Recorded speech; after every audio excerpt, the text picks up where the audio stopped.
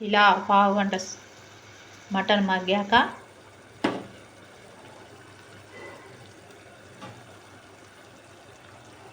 కొద్దిగా ఉప్పు వేసుకోవాలండి. కొద్దిగానే వేసుకోవాలి. ఈ మటన్కి ఎంత అవసరం అవుతుందో అంత వేసుకోవాలి.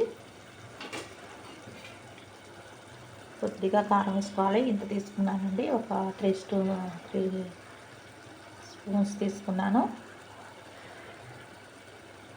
ఇందులో కొద్దిగా వేసుకోవాలి.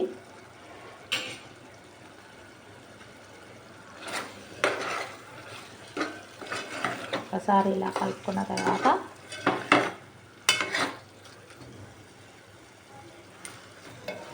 కానీ చాలా సమయం పడుతుందండి ఈ మటన్ మునక్కాయ కర్రీకి. ఈ వీడియోని భాగాలుగా పెడుతున్నాను, 2-3 భాగాలుగా పెడతాను. ఇప్పుడు టమాటా ముక్కలు వేసుకోవాలి. టమాటా ముక్కలు వేసుకున్న తర్వాత ఒకసారి కలుపుకొని మూత పెట్టి మగ్గించుకోవాలి. మరి ఈ ముక్కలు మెత్తగా అయ్యే వరకు మధ్య మధ్యలో కలుపుతూ మగ్గించుకోవాలండి. ఇలా 10 నిమిషాలు, పావు గంట మటన్ మగ్గించిన తర్వాత మళ్ళీ టమాటాలు మగ్గించిన తర్వాత ఈ ప్రాసెస్లోనే మటన్ను దాదాపు 50% ఉడికిపోవాలండి. ఇప్పుడు మూత పెట్టి మగ్గిస్తాం.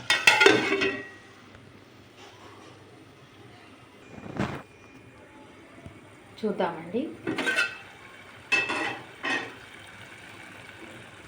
ఇలా టమాటాలు పూర్తిగా మగ్గే వరకు ఉడికించుకున్న తర్వాత ఇప్పుడు ఒక హాఫ్ గ్లాస్ వాటర్ పోసుకోవాలండి.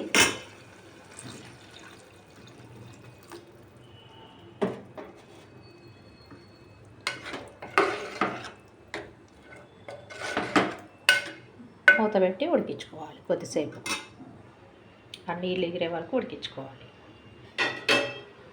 ముక్క కూడా దాదాపు ఈ ప్రాసెస్లోనే ఉడికించుకోవాలండి.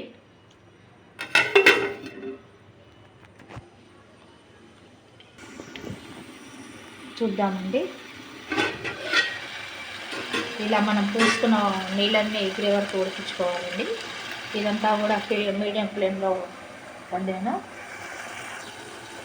మీడియం ఫ్లేమ్లోనే వండుకోవాలి. ఇప్పుడు మునక్కాడనే వేసుకోవాలి.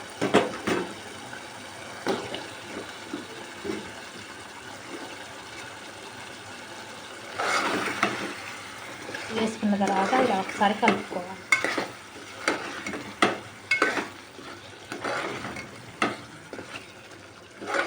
నేను మాంసం ఎక్కువగా, ములక్కాయలు తక్కువగా వేసానండి. ఉంటే ఇంకా వేసుకోవచ్చు, అవసరం లేదని తగ్గించాను.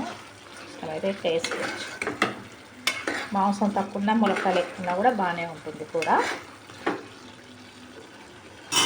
ఇప్పుడు ఒక హాఫ్ గ్లాస్ వరకు వాటర్ పోసాను కదండి.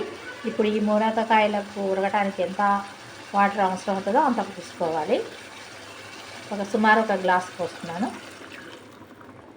ఎక్కువగానే పడతాయి, ఒక కాయలను బట్టి ఉంటుంది. ముదిరికాయ అయితే ఎక్కువ పోసుకోవాలి, లేత కాయలు అయితే తక్కువ పోసుకోవాలి.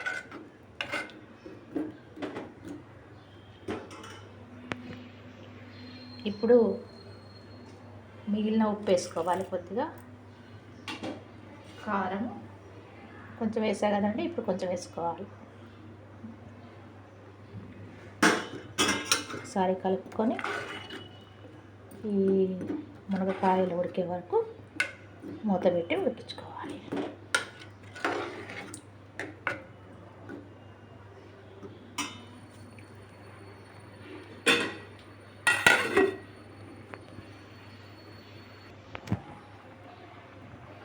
గిన్నె మార్చానండి, కొంచెం ఎక్కువగా అనిపించింది. పెద్దగా గిన్నె ఉన్నట్లయితే గ్యాస్ వేస్ట్ అవుతుందని గిన్నె మార్చాను. ఇప్పుడు సరిపడా ఇలా 3 వంతుల వరకు మనం వేసుకున్న వాటర్ తోటి గిన్నెలో ఉంటే సరిపోతుందండి. మరి నిండుగా కూడా ఉండకూడదు, ఎందుకంటే పొంగిపోతుంది ఉడికేటప్పుడు. ఇప్పుడు సరిగ్గా సరిపోయిందండి. మీడియంగా పెట్టి స్టవ్ ఫ్లేము మూత పెట్టి ఉడికిస్తాను. మన రసం కొంచెం ఎక్కువ కావాలంటే ఎక్కువగా ఉంచుకోవచ్చు, తక్కువ కావాలంటే తక్కువ ఉంచుకోవచ్చు. మన టేస్ట్ని బట్టి ఉడికించుకోవాల్సి ఉంటుంది. ఇంకా మూత పెట్టి ఉడికిస్తాను. ఒక సుమారు ఇంకా పావుగంట పట్టుద్దండి ఈ కర్రీ. కొంచెం టైం ఎక్కువగానే పడుతుందండి, ఎందుకంటే ఫస్ట్ కొంచెం నిదానంగా వండుతాను, స్టవ్ ఫ్లేమ్ తగ్గించి. ఇప్పుడు మాత్రం కొంచెం ఎక్కువగానే పెట్టాను. సుమారు 10 లేదా 15 నిమిషాలు పట్టవచ్చు. ఇంకా మూత పెట్టి ఉడికిస్తాను.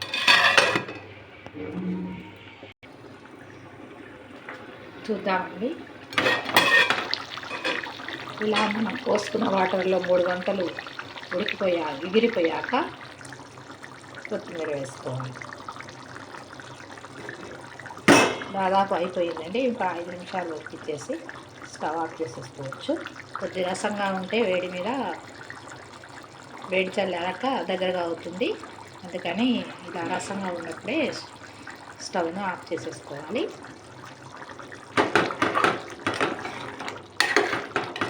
కొత్తిమీర వేసాక అవసరం లేదండి, ఆ వేడికి మగ్గిపోతుంది.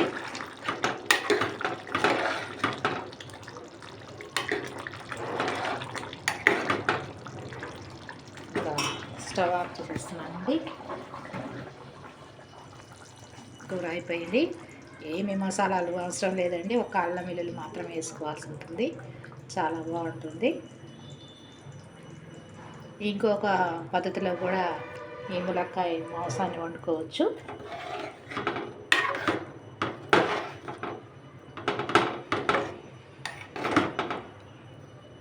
వీలైతే ఆ పద్ధతి కూడా చేసి చూపిస్తాను. ఈ వీడియో నచ్చినట్లయితే లైక్ చేయండి, షేర్ చేయండి, సబ్స్క్రైబ్ చేసుకోండి friends. Thank you so much.